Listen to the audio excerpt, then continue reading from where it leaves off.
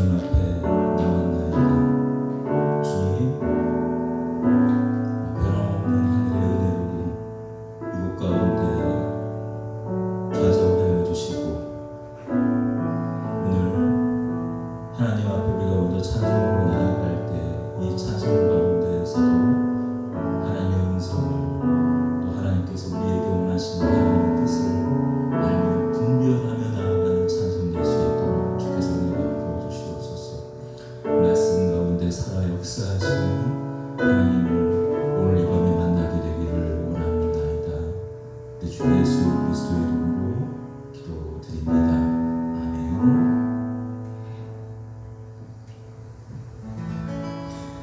주를 향한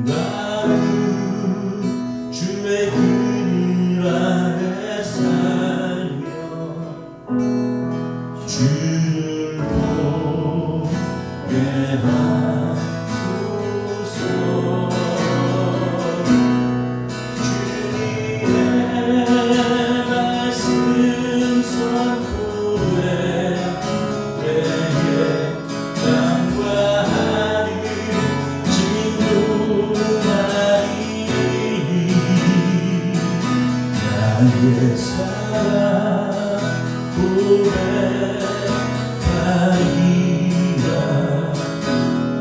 나의 구주 나의 친구 부드러운 주의 속삭이 나의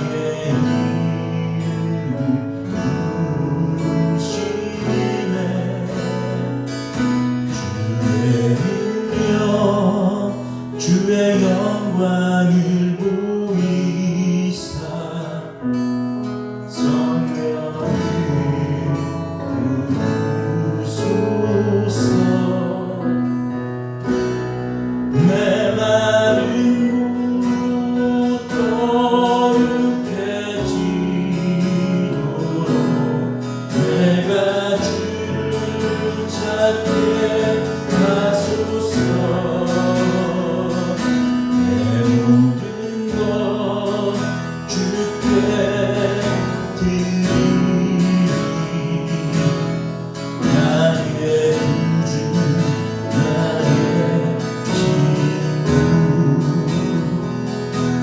온 마음으로 주를 바라며 나의 사랑 고백하리라.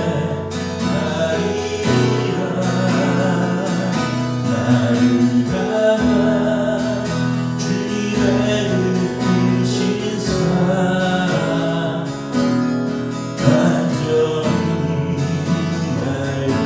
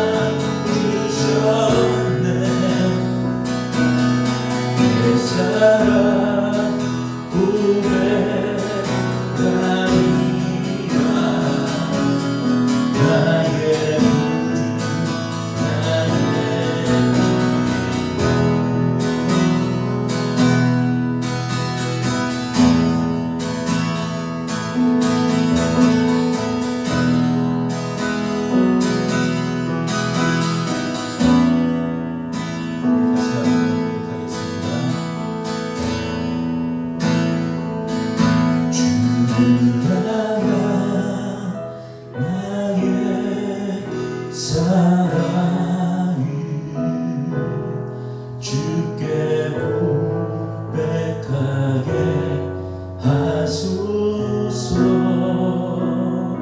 아름다운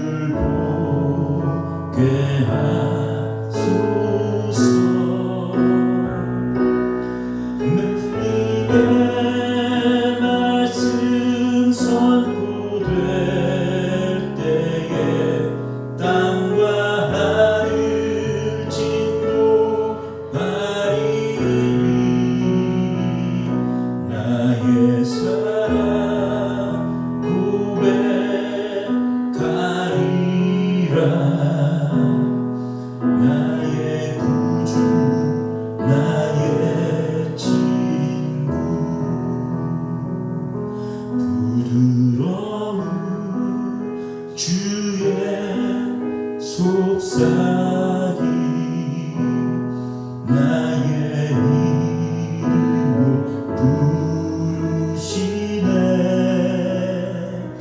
주의 능력 주의 영광을 보이사 성령을 부으소서. 내 마음 곧 거룩해지도록 내가 주를 찾게 하소서. 모든 것 주께 드리리. 나의 구주 나의 진리 온 마음으로 주를 바라며 나의 삶 고백하리라.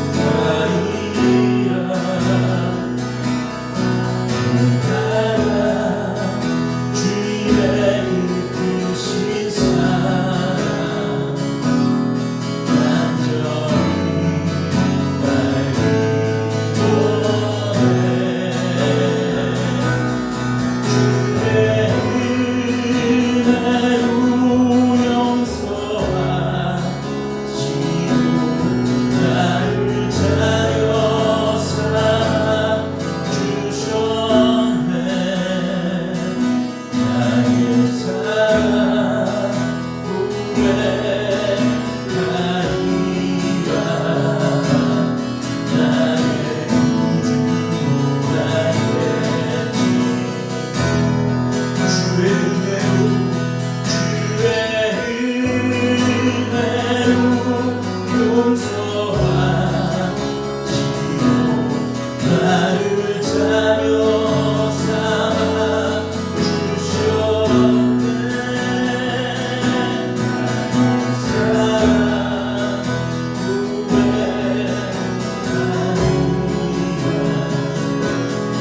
나의 구주 나의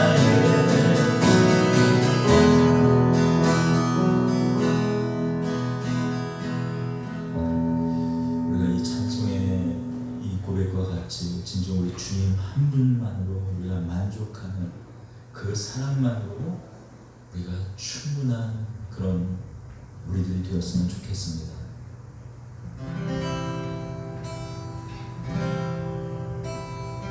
주님 한 분만으로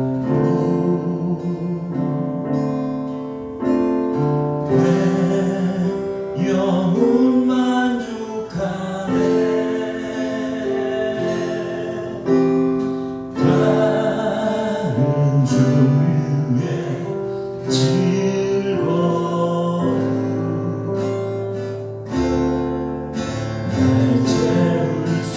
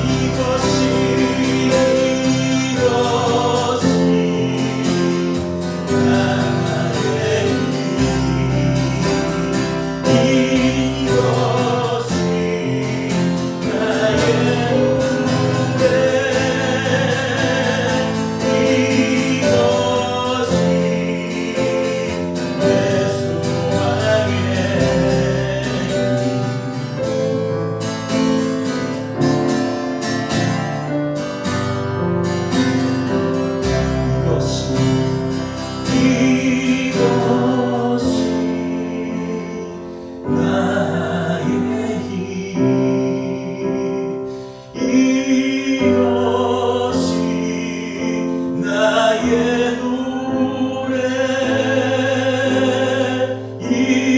이것이 내 소망의 이유 주 나의 모든 것 기도하며 나아가십시다. 그렇습니다. 주님 나의 우리의 소망이십니다. 주님 한 분만으로 우리 영원히 만족합니다. 세상 가운데에서 참 많은 것을 우리 안에 채워보았습니다. 그러나 거기에 우리 인생에 참된 만족 없었습니다. 우리의 끊임없이 일어나는 수많은 갈망들을 잠재우지 못했습니다. 그러나 이제 우리가 주의 은혜 가운데 주님을 보았습니다. 주님을 만났습니다. 우리 인생을 주님으로 매일매일 채워갑니다. 우리 이러한 삶이 우리의 참 만족, 우리를 채우는 하나님의 그 영광, 그것으로 지금 우리의 만족함 되게 해달라고, 그런 삶 살게 해달라고 기도하며 나아가십시다. 주님,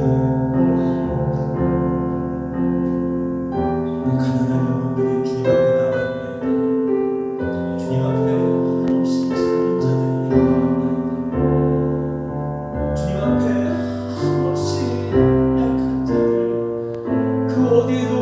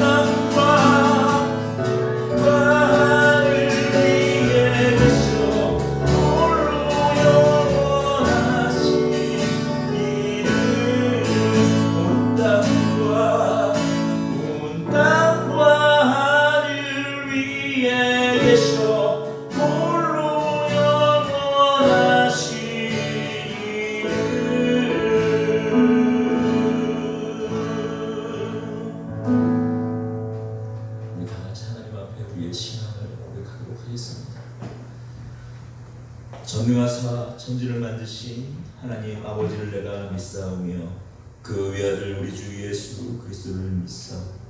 이는 성령으로 잉태하사 공조녀 마리아에게 나시고 본교 빌라도에게 고난을 받으사 십자가에 못 박혀 죽으시고 장사한 지 사흘 만에 죽은 자 가운데서 다시 살아나시며 하늘의 우사 전능하신 하나님 우편에 앉아 계시다가 저희로서 산자와 죽은 자를 심판으로 오시리라. 성령을 믿사오며 거룩한 공예와 성도가 서로 교통하는 것과 죄를 사하여 주시는 것과 몸이 다시 사는 것과 영원히 사는 것을 믿사옵나이다. 아멘. 감사합니다.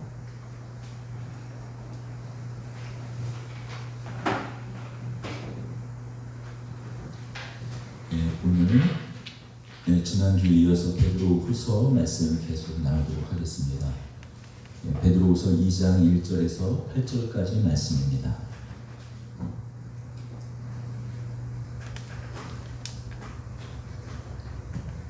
베드로후서 2장 1절에서 8절까지 한 목소리로 함께 읽겠습니다. 그러나 백성 가운데 또한 거짓 선지자들이 일어났나니 이와 같이 너희 중에도 거짓 선생들이 있으리라. 그들은 멸망하게 할 이단을 가만히 끌어들여 자기들을 사신 주를 부인하고 임박한 멸망을 스스로 취하는 자들이라. 여럿이 그들이 호색하는 것을 따르니 이로 말미암아 진리의 도가 비방을 받을 것이요 그들이 탐심으로써 지어낸 말을 가지고 너희로 이득을 삼으니 그들의 심판은 옛적부터 지체하지 아니하며 그들의 멸망은 잠들지 아니하느니라. 하나님이 범죄한 천사들을 용서하지 아니하시고 지옥에 던져 어두운 구덩이에 두어 심판 때까지 지키게 하셨으며 옛 세상을 용서하지 아니하시고 오직 의를 전파하는 노아와 그 일곱 식구들을 보존하시고 경건하지 아니한 자들의 세상에 홍수를 내리셨으며 소돔과 고모라 성을 멸망하기로 정하여 죄가 되게 하사 후세에 경건하지 아니한 자들에게 본을 삼으셨으며 무법한 자들의 음란한 행실로 말미암아 고통당하는 의로운 노수를 건지셨으니 이는 이 의인이 그들 중에 거하여 날마다 저 불법한 행실을 보고 들음으로 그 의로운 심령이 상하니라. 아멘. 지난주 우리가 베드로후서 같은 본문의 말씀을 나누었습니다만 좀 다른 각도에서 좀 오늘 본문의 말씀을 나누도록 하겠습니다. 다른 각도입니다. 먼저 오늘 본문의 말씀을 들어가기 전에 이 말씀 먼저 좀 드리고 싶습니다. 어떤 철학이든 어떤 종교든 세상에 어떤 철학이든 종교든 간에 근원적으로 가지고 있는 질문들 그리고 주려고 하는 해답이 있어요. 인생에 부딪히는 질문들은 무엇입니까? 왜 인간은 고통당해야 하는가? 인간의 삶에 왜 그 고통이 있으며 죽음은 왜 있는가? 또 때로는 죽음의 유익은 무엇인가? 그런 질문들을 죽음은 선한 것인가 악한 것인가 그런 질문 그런 해답들을 지금까지 인류의 역사상 있어왔던 철학들 또 인간이 만든 종교들 기독교를 말씀하는 것이 아닙니다. 인간이 만든 종교들은 다 저마다 해답을 내왔습니다. 인간이 왜 고통스러운가? 불교는 무엇이라고 이야기하니까 업 때문이다. 사람이 태어나면서 만나게 되는 그 인연을 통하여서 저지르게 되는 여러 그 죄들이 카르마가 돼서 결국 그 사람에게 다시 찾아오고 엄습한다. 기본적으로 인과응보의 사상을 이야기하죠. 그래서 결국 그 인연을 끊고 아예 그 업을 만들어내는 인연을 끊고 그래서 결국에 스님들은 이 절에 가지 않습니까? 물론 이 불교의 핵심 사상이 제가 말씀드린 이 간단한 몇 가지가 불교의 전부는 아니지만 적어도 이 불교 안에는 가장 그 정수는 결국 인연이 아닌가 싶습니다. 그 인연을 끊자 하는 것, 인연을 끊어서 결국 아무것도 없는, 아무것도 영향을 미치지 않는, 그 우리가 해탈이라 하는 그 세계로, 그 피안의 세계로 넘어가는 것, 그것이 결국 불교가 추구하는 바죠. 그렇다면 이 그리스 로마의 주된 철학, 어떤 종교 그 사조는 어떠했을까요? 죽음의 문제를 이렇게 이야기했어요. 그리스 로마 철학의 그 근간이 되는 사상이 있습니다. 이데아 사상이에요. 우리가 눈에 보이는 것은 이 참된 실제가 아니다라는 것이에요. 참된 실제는 이데아 세계에 있다. 예를 들면 지금 여러분 우리가 의자가 있습니다. 의자가 있으면 분명히 만져지고 경험되는 그 실체이긴 하지만 그 의자라는 것은 이데아의 그 의자라는 것이 그 개념이나 그 구성 원칙이나 원리나 그런 것들이 이데아에 그것이 있기 때문에, 이데아에 있기 때문에 이 현상계 안에서도 그것이 실제한다는 것이에요. 그렇다면 그 이데아 세계라는 것을 통해서 어떻게 인간의 고통의 문제, 죽음의 문제를 해결하는가? 영육 이혼론입니다. 인간에게 왜 고통이 있는가? 인간의 삶에 고통이 있는가? 이 이데아는 온전한데 그 이데아가 현상계에서 이루어진 우리 인간의 육신은 온전히 그 이데아에 있는 것을 다 반영하지 못한다는 것이에요. 그러기 부족함이 있고 왜곡이기 때문에 인간의 육신 가운데 질병이 찾아온다는 것이, 고통이 있다는 것이죠. 그래서 그들은 이 육은 이 부족한 것, 이 육신, 육체는 온전하지 못한 것, 그 궁극적으로 악한 것이 됩니다. 그러니 인간이 죽는다는 것은 좋은 것이에요. 왜냐? 이데아의 세계로 가는 것이니 부족한 이 육신, 악한 육신을 벗어버리고 영원한 이데아의 세계, 온전한 이데아의 세계로 가는 것이니 당연히 죽음이 좋은 것이 되는 것이죠. 그래서 이 헬라인들은 이 기독교를 미련한 것으로 여겼던 것입니다. 왜냐하면 생각해 보십시오. 아니 예수라는 사람이 메시아인데 죽었다며. 그러면 하나님의 아들이 자신이 원래 있는 그곳으로 가서 천상계로 가서 그들 표현으로 따지면 이데아로 간 것 너무나 좋은 것인데 왜 미련하게 다시 육체를, 이 악한 육체를 다시 입냐라는 것이죠. 부활해서 육체를 다시 가지냐라는 것이죠. 미련한 것이라는 거예요. 그래서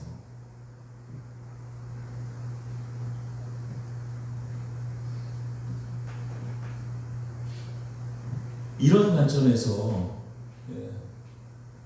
이 그리스 로마 사람들은 죽음을 바라보았던 것이에요. 더불어 이러한 이데아 사상, 이런 영육 이원론, 이런 사상들이 기독교로 들어온 것, 비록 개종은 했지만 기독교를 개종한 것 같지만 자신들이 원래 가지고 있던 이런 사상들을 그대로 그 가치관들을 버리지 않고 기독교 안에 스며들었던 사람들을 우리가 흔히 나중에 후대에 영지주의자들이라고 얘기했던 거예요.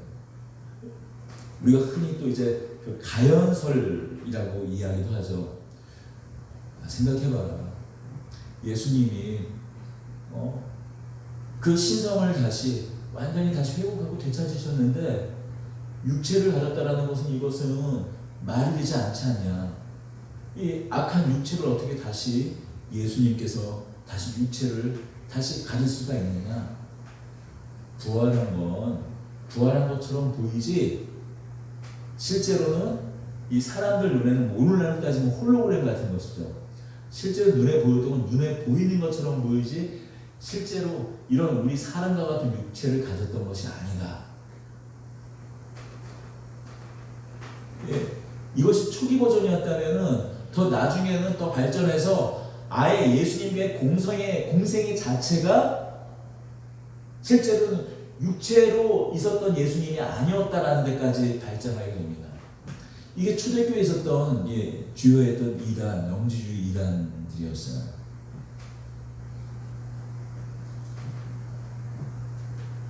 또 한 가지가 어쩌면 오늘 이 베드로후서 2장에 나와 있는 또 한 부류의 거짓 선지자, 거짓 교사들이 아니었나 싶습니다. 어떤 자들인가? 아마도 많은 성경학자들이 오늘 여기서 특별히 2장에서 이야기하고 있는 거짓 선지자들이 그리스 철학사조 중에 하나인 에피쿠로스 학파들의 영향을 받은 사람들이 아니었는가라고 얘기하고 있어요. 혹시 저 에피쿠로스 학파 고등학교 국민윤리 시간 때 혹시 기억나십니까? 에피쿠로스 학파, 아타락시아, 인간의 그 궁극적인 그 평온함이 이루어진 상태, 지극의 상태, 그 아타락시아라는 그거를 쫓는 그 철학자들, 혹시 에피쿠로스 학파 기억나세요?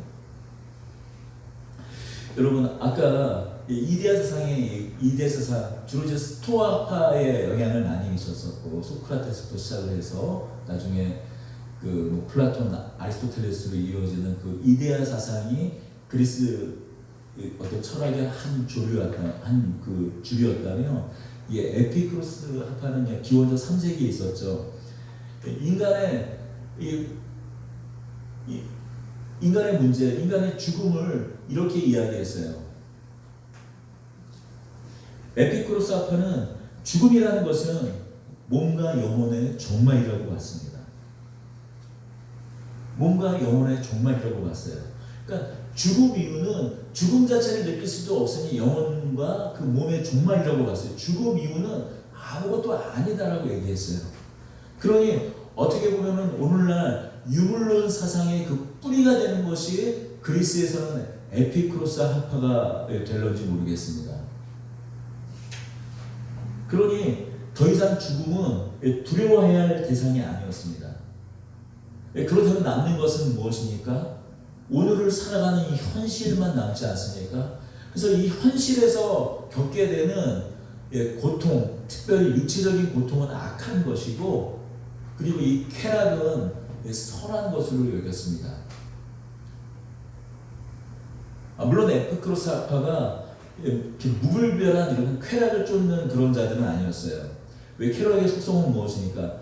우리가 중독이라는 것 같은 그건 마찬가지로 쾌락은 더 큰 쾌락을 계속 불러오지 않습니까? 처음엔 작은 쾌락으로 만족하지만 나중에 시간이 가면 갈수록 더 큰 쾌락이 있어야 만족하게 되잖아요. 그래서 이 에피쿠로스 학파가 처음부터 어떤 무분별한 그 쾌락을 추구하는 사람은 아니었지만 후대에 갈수록 점점 더 방종한 그 쾌락주의에 빠지는 그런 경향성을 보이기도 했어요.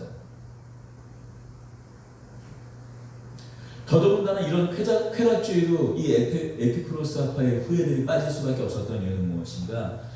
신의 심판, 신의 보응을 부정했기 때문입니다.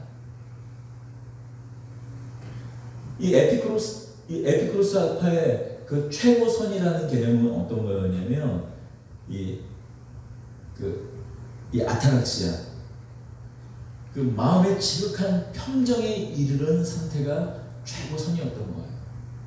그런데 여러분, 이들이 신을 완전히 부정하지 않았지만 신은 어떤 존재인가 하면 더 이상 쾌락도 고통도 없는 그 지고의 아타락시아에 이르는 상태이기 때문에 만약에 그 신이 인간의 삶에 개입한다면, 인간을 어떤 그 선악으로 판단을 해서 심판하고 직접 개입하는 그 신이라면 이미 마음의 평정이 깨어진 것 아니냐. 그래서 신은 인간사에 개입하지 않는다라는 거예요. 그러니까 죽음 이후에 신의 보응도 없고 인과응보도 없고 죽으면 끝인 것이죠. 그러니까 실제로 신과 인간의 삶이라는 건 무관한, 신과 완전히 무관한 것을 이야기했어요. 그러니까 실제로 신은 사람에게 아무런 영향도 없으니 신은 없는 거나 마찬가지인 것이죠. 그러니 어떤 삶에 대한 삶의 살아가면서 뭐 여러 그 저지르는 그 선악으로 심판당하는 그게 없으니 결국에는 궁극적으로 쾌락을 쫓는 삶으로 사람들이 살 수밖에 없는 그런 구조가 되는 것이죠. 그러니 이런 사주의 영향을 받는 사람들은 무분별한 쾌락에 빠질 수밖에 없습니다.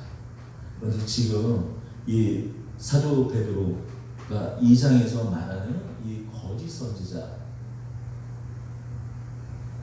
누구인가? 바로 이 에피크로스 이런 사상에 영향을 받은 사람들이 기독교로 개종한 것 같았지만 기독교로 스며들어와서 이 초대교회 성도들에게 이런 영향을 미쳤다는 것이에요. 여러분, 초대교회 당시에는 기독교로 개종한 많은 사람들이 있었어요. 그런데 개종은 했다고 하지만 자신들이 가지고 있던 그런 가치관, 철학들을 버리지 않고 기독교의 어떤 한 부분만 취사 선택했던 사람들이 있었습니다. 그 경고로 사도 베드로는 21절에서 이런 얘기를 하는 거예요. 예언은 언제든지 사람의 뜻으로 낸 것이 아니요 오직 성령의 감동하심을 받은 사람들이 하나님께 받아 말하는 것입니다. 성경의 특별한 말씀을 취사 선택해서 자기가 원래 가지고 있던 가치도 지키고 자기가 성경에서 예수님에게 누리고 싶은 것만 뽑아 누린다는 거예요. 먼저는 육체의 부활을 부정하는 사람들이 그랬습니다. 아까 말씀드렸던 영육-이론론, 영지주의의 나중에 뿌리가 되었던 사람들을 말합니다.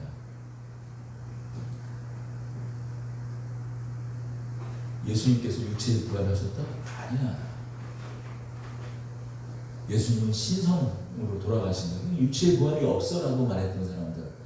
그래서 사도 베드로가 부활을 증거했을 때 그 사실을 교묘히 꾸민 얘기라고 공격했던 사람들이 있었습니다. 기독교 안에서 말이죠. 두 번째는 이 에피크로스 학파와 같은 영향 아래에 있었던 사람들입니다. 이제 심판에서 해방되었으니 여러분, 이 심판에서 해방되었다. 이전에 그리스 그 사조에서 에피크로스를 따르는 사람들이 심판에서 해방되었던 것은 신은 인생 가운데 인간의 인생에 개입하지 않기 때문에 그들이 심판의 보응에서 해방되었지만 이제 그들이 교회 안에 들어왔는데 예수님 모든 죄를 다 용서하신다며 예수님께서 품지 못하는 사람은 없다며 맞지요? 예수님께서 품지 못하는 사람은 없어요. 세리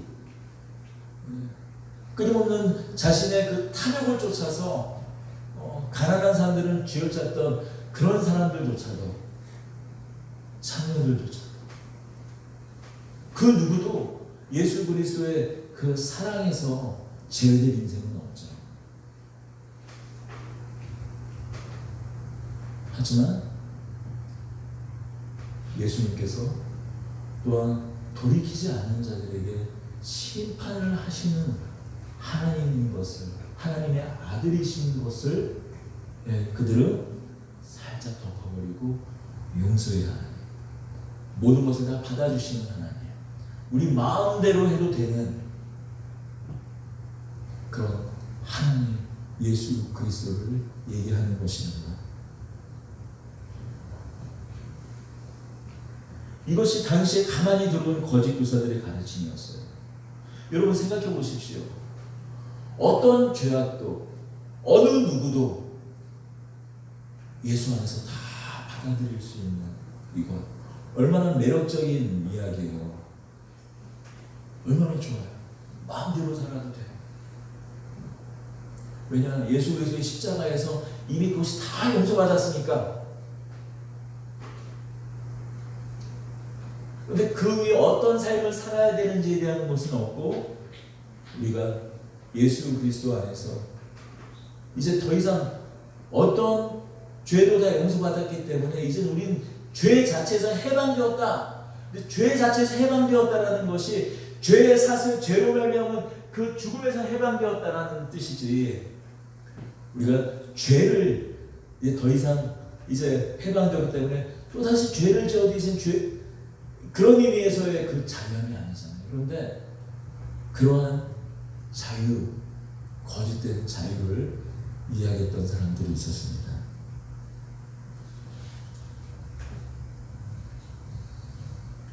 그렇습니다.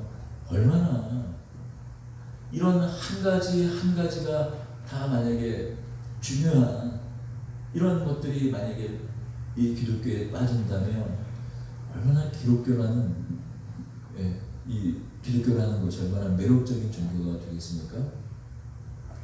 여러분, 아까 말씀드렸지만 이 예수 그리스도의 부활, 여러분, 이런 이 기적, 우리는 이적이라고 하고 표적이라고 말하는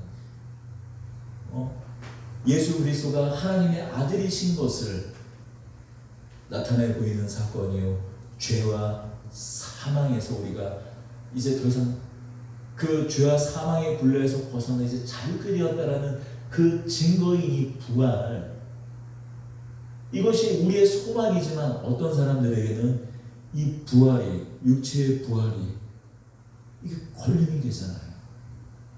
이 육체의 부활을 쌓으려면 예수 그리스도의 정신, 가르침, 예수 그리스도의 이 정신이 중요하지.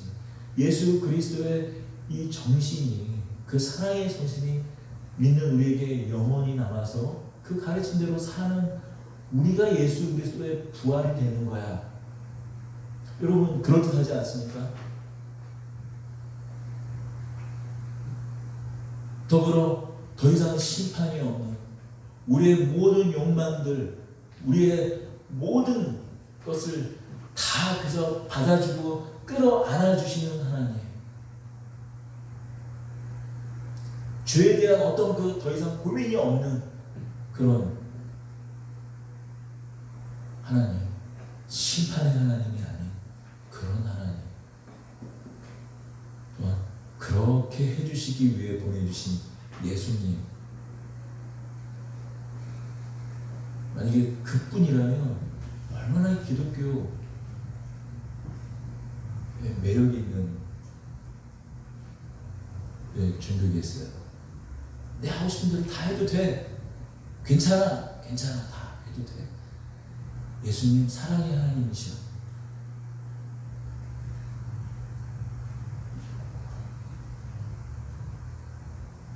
사도 베드로는 죽음을 앞두고 점점 교회 안에 밀려들어오고 있는 이런 거짓된 가르침, 거짓된 또 가르침에 넘어가 그 거짓된 가르침을 쫓는 그런 사람들과 같이 예수 그리스도의 그 참된 그 구원의 길에서 벗어난 사람들이 하나둘씩 늘기 하자 오늘 이 2장에서의 말씀을 하는 것이에요. 여러분, 그런데 과연 이러한 가르침을 전하는, 그렇게 전혀 다른 기독교를 만드는 그러한 사람들이 과연 이때뿐이었을까요?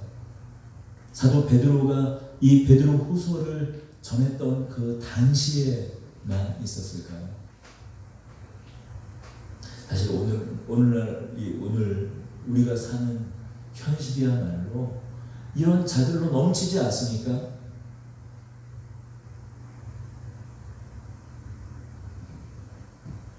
여러분, 오늘날 좀 괜찮다, 쿨하다, 사람들로부터 손뼉받고 박수받고 갈채받는 그런 가르침이 무엇입니까? 종교다운 문제는 어떻습니까? 하나님은 모든 민족, 모든 지역, 모든 문화에 이해될 수 있도록 자신을 계시하셨다고 말하는 사람들이 있어요. 모든 종교의 궁극은 결국 같다라는 이야기를 합니다. 그런 목회자, 그런 성도, 멋지고 쿨한 목사라고, 쿨한 성도라고, 우리 그렇게 인정받지 않습니까? 또 동성애 문제는 어떻습니까? 이 페북이라든지 인터넷에 보면 이 동성애에 대해 열려있는 이 사람들, 열려있는 신학자, 목사, 성도들은 마치 제법 괜찮은 상식이 있고 식견이 있는 사람으로 대우를 받아요.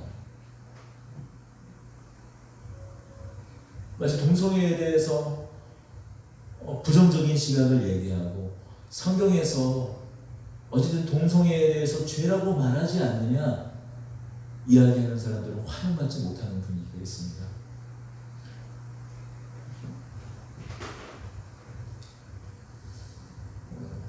특별히 오늘 말씀 가운데 오늘 본문의 말씀이 분명히 동성애 그 자체 한 테마를 가지고 그 주제를 가지고 사도 바울이 이야기하는 것은 아니지만 좀 더 그 부분에 좀 더 포커스를 맞춰서 지난주 다른 본문이지만 좀 그 부분에 좀 한 부분에 이 확대해서 주목해서 그 부분을 좀 이야기 나누고 싶은 거예요. 오늘 특별히 사도 바울은 그런 거짓 선지자들에 대해서 이야기합니다. 심판이 없다고? 아니다. 심판이 있다라고 얘기해요. 먼저는 타락한 천사들이 하나님께 심판을 받아 그들이 멸망으로 들어갔다라고 얘기합니다. 하나님께서 타락한 천사들을 용서하지 않으시고 지옥에 던져 어두운 구덩이에 던져 심판하셨다고 말씀해요. 두 번째는 노아의 때에 경건하지 아니하는 자들을 그 세상의 홍수를 통해 심판하셨다고 말합니다. 세 번째는 루세 때에 소돔과 고모라 성을 후세에 경건하지 않은 자들을 위하여 심판하셨다고 말씀해요.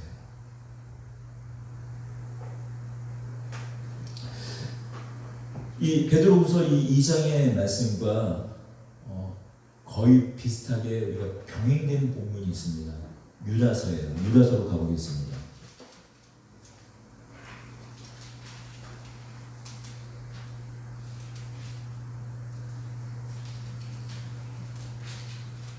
유다서 1장 2절입니다. 1장 3절입니다. 신약성경 397페이지, 유다서 397페이지입니다. 1장 3절부터 읽어보겠습니다. 사랑하는 자들아, 우리가 일반으로 받은 구원에 관하여 내가 너희에게 편지하려는 생각에 간절하던 차에 성도에게 단번에 주신 믿음의 도를 위하여 힘써 싸우라는 편지로 너희를 권하여야 할 필요를 느꼈노니 이는 가난이 들어온 사람 몇이 있음이라.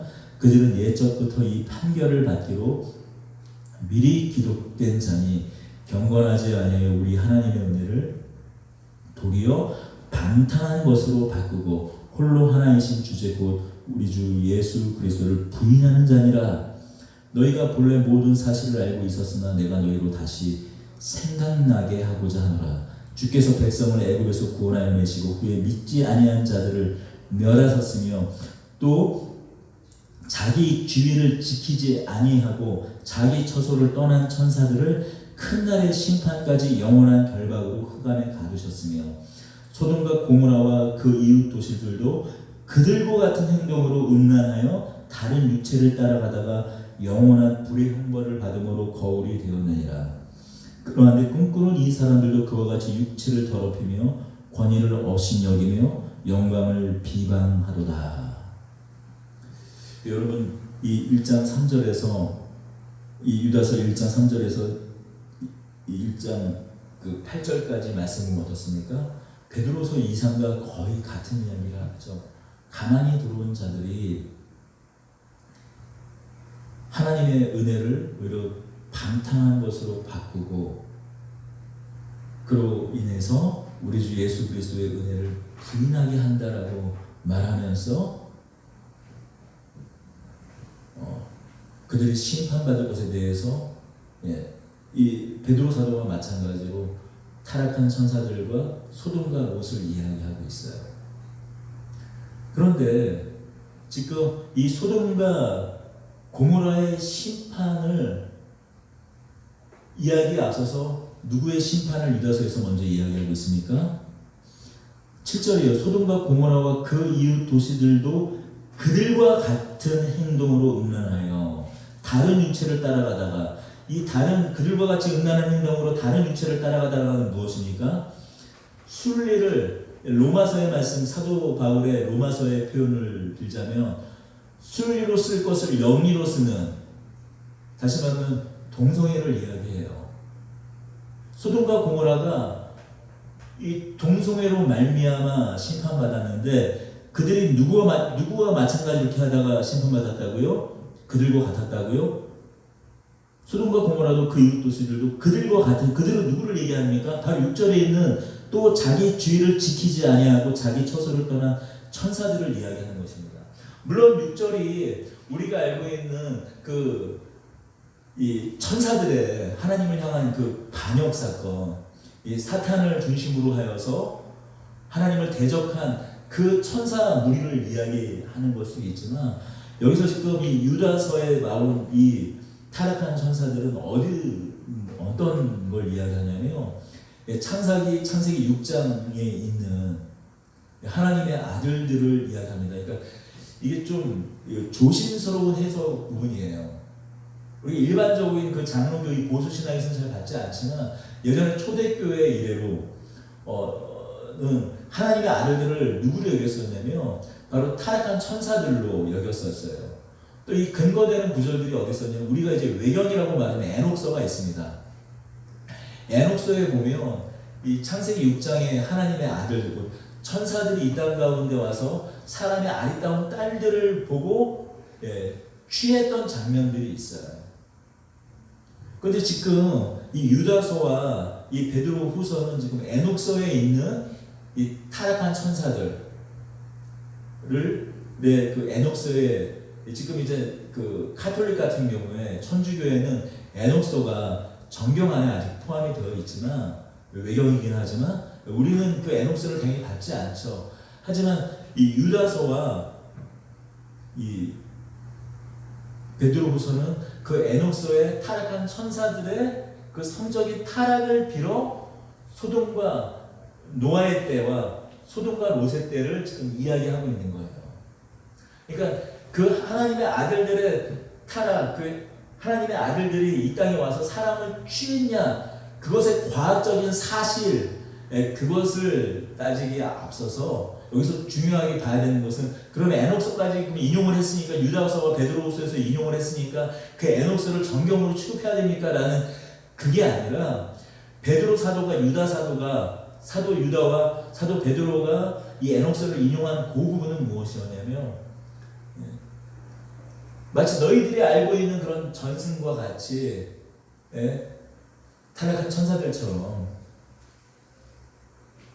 노아의 때의 사람들이 경건하지 않은 자들이 또한 소돔과 고모라 때의 사람들이 그들의 길을 쫓아 타락하고 방종하고 다른 유체를 따라가다 결국 심판받았다는 것. 제가 이 이야기를 좀 길고 자세하게 하는 이유가 있습니다. 오늘도 마찬가지예요. 여러분, 우리 안에서 나오는 이야기들이 있습니다. 우리 안이라는 것은 우리 기독교 정통 신앙이라고 말하는 정통이라고 말하는 안에서 나오는 이야기들이 있어요. 뭐라고 하냐면 소돔과 이 롯의 그 심판의 이야기는 동성애 때문에 그들이 심판받았다라는 것이 아니라고 주장하는 사람들이 있습니다. 동성애 때문에 심판받았다고 주장하지 않고 이것은 환대의 문제다. 그들이 멀리서 온 소돔과 소돔과 고모라의 사람들이 멀리서 온 나그네들을 환대하지 않고 그들에게 폭력을 행사했기 때문에 그들에게 의롭게 대하지 않고 폭력을 행사했기 때문에 소돔과 롯이 심판받았다라고 얘기하는 사람들이 있어요. 그리고 거기에 덧붙여서 그거에 대한 근거 구절로 제시하는 것이 뭐냐면 이사야 1장 그 10절에서 17절, 뭐 에스겔 16장 49절에서 50절과 같은 말씀이에요.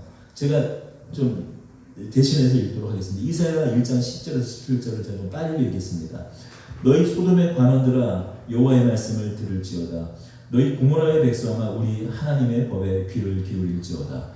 여호와께서 말씀하시되 너희의 무수한 재물이 내게 무엇이 유익하뇨? 나는 수량의 번제와 살찐 짐승의 기름에 배불렀고 나는 수송아지나 어린 양이나 수염소의 피를 기뻐하지 아니하노라. 너희가 내 앞에 보이러 오니 이것을 누가 너희에게 요구하였느냐? 내 마당만 밟을 뿐이니라. 헛된 재물을 다시 가져오지 말라. 분양은 내가 가증히 여기는 바요. 월삭과 안식일과 대회로 모이는 것도 그러하니 성애와 아울러 악을 행하는 것을 내가 견디지 못하겠노라. 내 마음이 너희의 월삭과 정한 절기를 싫어하니 그것이 내게 무거운 짐이라. 내가 지기에 곤비하였느니라. 너희가 손을 펼 때에 내가 내 눈을 너희에게 가리고 너희가 많이 기도할지라도 내가 듣지 아니하리니 이는 너희의 손에서 피가 가득하니라. 너희는 스스로 씻으며 스스로 깨끗하게 하여 내 목전에서 너희의 악한 행실을 버리며 행악을 그치고 선행을 배우며 정의를 구하며 학대받는 자를 도와주며 고아를 위하며 신원하며 과부를 위하여 변화를 하셨느니라. 이사야 1장 10절에서 17절 이스라엘 백성들을 소돔의 관원, 소돔의 간원으로 비유하고 또 고모라의 백성으로 비유하며 이 소돔과 고모라의 백성들이 악을 행했는데 그 악의 구체적인 용이 무엇이냐? 하나님 앞에 의를 행하지 아니한 것, 특별히 고아와 과부를 그들을 위하여 변호하고 그들을 돕지 않은 것, 그것처럼 그랬기 때문에 내가 이스라엘 백성 너희를 심판할 것이다라고 지금 이사야서는 이야기하고 있거든요. 그렇죠. 여러분,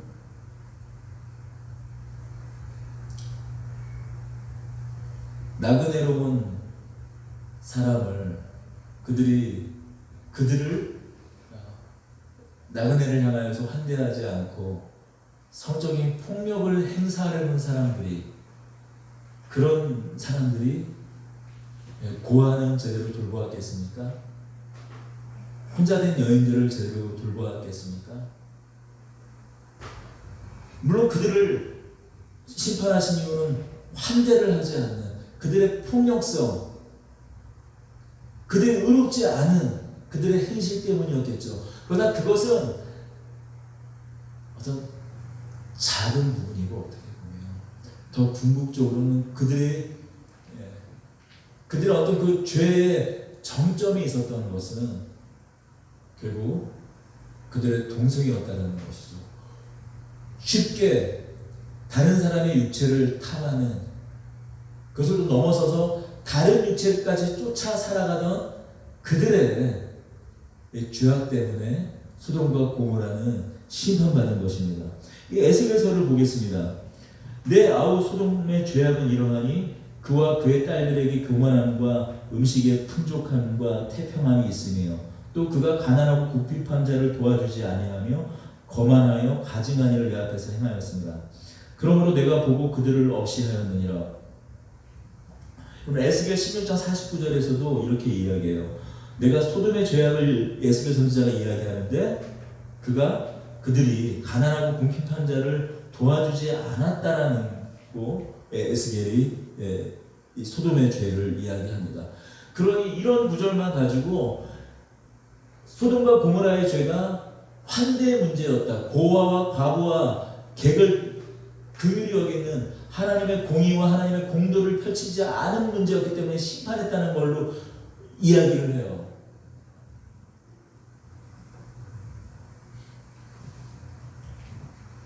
물론 만약에 신약 성경의 베드로후서와 유다서와 같은 말씀이 없으면 하나님의 공의를 행하지 않은 그 문제, 그걸로 충분히 해석하고 동성애와 결부하지 않을 수가 있습니다.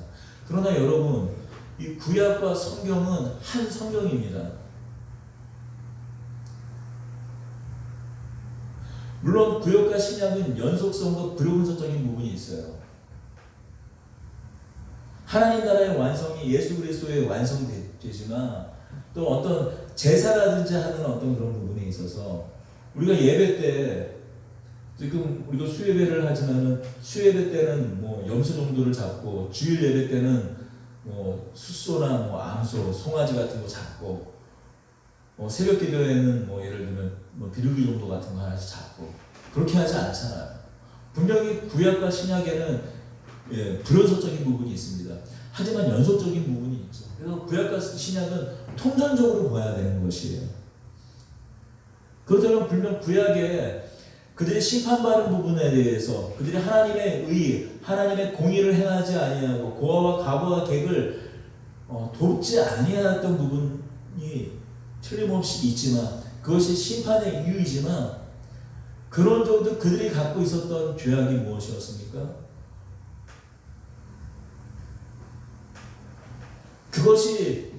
그것이 다 이야기에서 뭉쳐지고 있는 부분이 뭐냐면 동성애가 가지고 있는 동성애가 내포하고 있는 근본적으로 하나님의 형상을 깨어버리는 모든 하나님의 형상을 귀하게 여기지 않는 그래서 오늘 이 베드로후서 2장 10절에 따라서는 특별히 육체를 따라 더러운 정욕 가운데 행하여 주관한 일을 멸시하는 자들에게는 형벌할 줄 아시느냐 이들은 강도하고 장응하며 떨지 않고 영광 있는 자들을 비방하는 자니와 라고 말하면서 그들은 어떤 사람이라고요?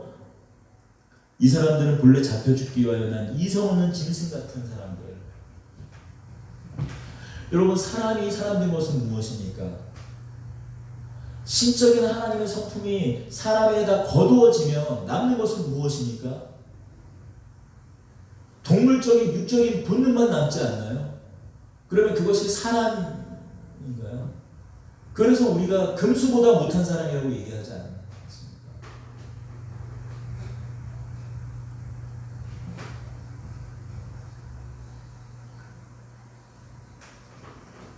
근데 이렇게 이야기하는 사람들이 있어요.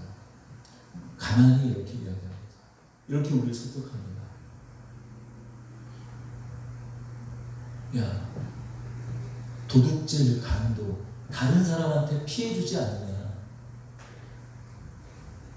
동성애하는 사람들 서로 사랑해서 알콩달콩 둘이 좋다는데 둘이 사랑하겠다는데 그게 당신한테 피해 준 거 있느냐? 여러분 그거 틀린 얘기 아닌 것 같잖아요. 여러분 동성애자들 우리에게 바로적인 피해를 줍니까? 근데 만약에 하나님이 없다고 하나님이 이 세상에 없다고 하나님이 창조하지 않으셨다고 하나님이 우리를 하나님의 형상과 모양대로 창조하지 않으셨다라고 생각을 한다면 그 말은 맞아요. 무엇을 해도 좋죠. 그러나 여러분 사람과 사람 사이에 일어나는 죄뿐만이 아니라 근본적으로 죄란 무엇입니까? 하나님이 원하시는 것을 떠난 사람의 상태 그것이 죄라고 성경은 이야기하고 있지 않아요. 또 어떤 사람들은 이야기합니다. 선천적으로 동성애를 가지고 타고 태어났는데 어떡하라는 거예요? 라고 얘기해요. 뭐 동성애가 선천적인 것이냐 후천적인 것이냐라는 이야기가 많이 있어요. 많은 논쟁이 있습니다. 근데 저는 동성애는 선천적으로 그 동성을 사랑하는 동성을 원하는 그 경향성을 선천적으로 타고 태어날 수 있다라는 걸 지지하는 사람이에요. 왜냐하면 그런 사람들을 어렸을 때부터 봤기 때문이에요. 어렸을 때부터 많이까지는 아주 봤었어요. 어렸을 때. 뭐 이 자리에서 그걸 다 이야기하진 않겠지만 그런데 그러면 문제가 해결되나요? 아니에요. 여러분, 이 세상에 우리가 저지르고 있는 수많은 죄들, 하나님을 떠난 그런 죄의 양태들은 무엇 때문입니까? 아담과 하와의 이래로 하나님의 형상이 깨어진 것이에요.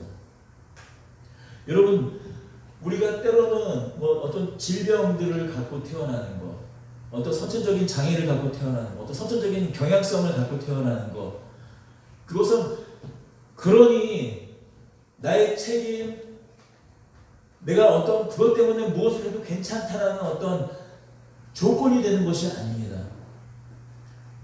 인간의 죄로 말미암아, 인간의 그 깨어짐으로 말미암아 생긴 것이기 때문에 다시 우리가 하나님의 형상을 회복한다는 것은 그 선천적인 경향성, 우리를 계속 바닥으로 끌고 가려는, 우리를 죄로 끌고 가려는, 사망으로 끌고 가려는 그 죄의 경향성을 우리가 주님 오시는 날, 다시 주님을 만나 뵈는 날, 그날까지 계속 싸워 이겨야 하는 것이에요.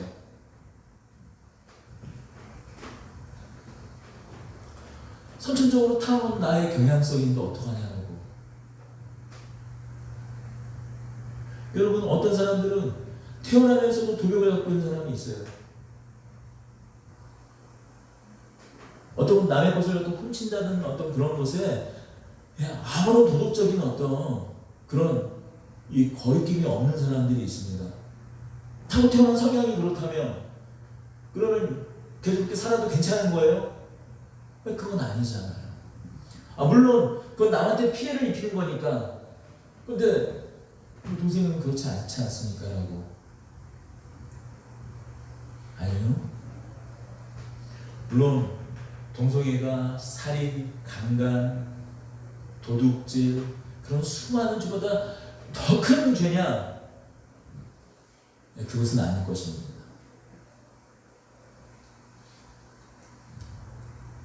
사도 바울은 로마서 1장 29절에 이렇게 얘기합니다. 모든 불의, 추악, 탐욕, 악의, 시기, 살인, 분쟁, 악도, 이 모든 것들을 하나님 나라를 기업으로 얻지 못할 죄악으로 이야기해요. 악도, 악한 마음, 불의한, 추악한 마음, 탐욕, 시기, 살인, 앞서서 순리를 영리로 쓰는 그 동성애와 함께 이런 죄악들을 다 수평적으로 하나님 앞에 죄라고 이야기합니다.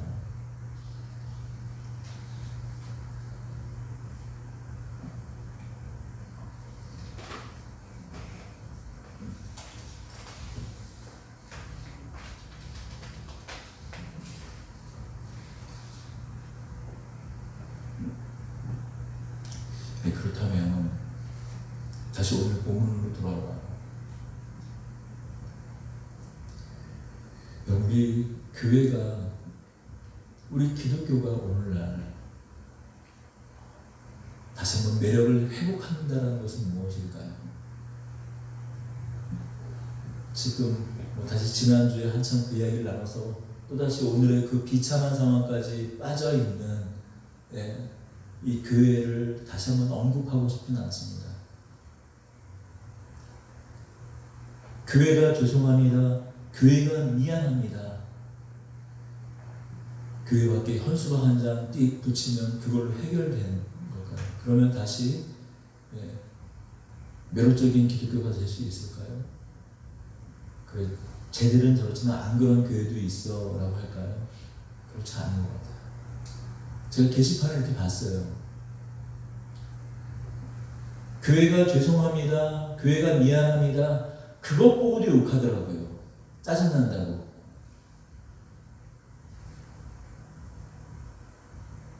그냥 어떻게 하든 부정적으로 보고 벨 꼬인 사람들은 다 그렇게 반응해 라는 걸로 치부할 수 있을까요? 물론 잘못했죠. 사과해야죠. 더 중요한 것, 우리가 진정 다시 한번 이 매력적인 기독교, 그것을 회복하는 방법은 무엇일까요? 믿기 힘든 예수 그리스도의 부활,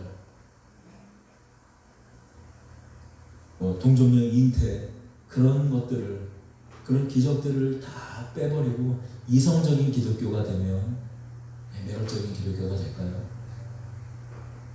그럼 이러한 거짓 교사들의 가르침대로 괜찮아, 다 괜찮아. 예수님은 다 품으시고 일로 와. 그러면 매력적인 기독교가 될까요?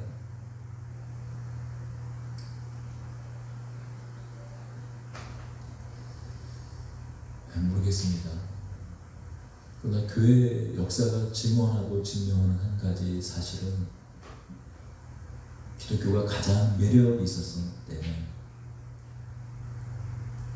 자신의 살아온 그 삶을 예수 그리스도로 말미암아 더 이상 내가 가지고 있던 가치, 내가 가지고 살아왔던 그런 삶의 그 양식, 그 라이프 사이클을 다 버리고 새로운 삶으로 나아갔던 그 사람들의 삶을 매력적으로 여겨서 여러분 기독교가 오늘날까지 있었던 것이라고 봅니다.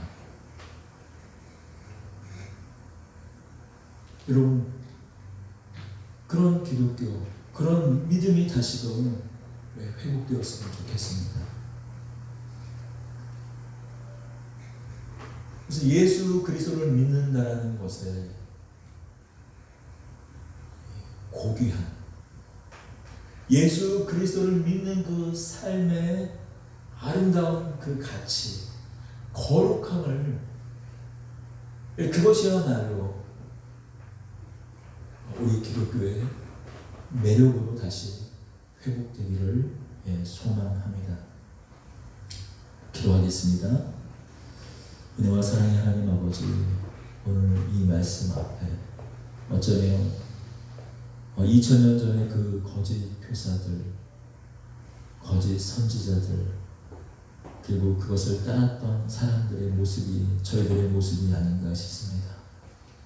여전히 우리 안에 끌어올리는 그 탐욕을 우리가 다시 한번 그 탐욕을 끄집어내면 그 탐욕으로 살아가면서도 괜찮겠지. 하나님의 살아계심과 다시 오실 예수님, 하나님의 보좌 우편에 지금도 여전히 우리를 위하여 기도하고 계시지만 언젠가 다시 오실 그 예수님을 우리가 믿지 않기 때문에 다시 우리 육체의 본성대로 다시 살아가는 것 아닙니까?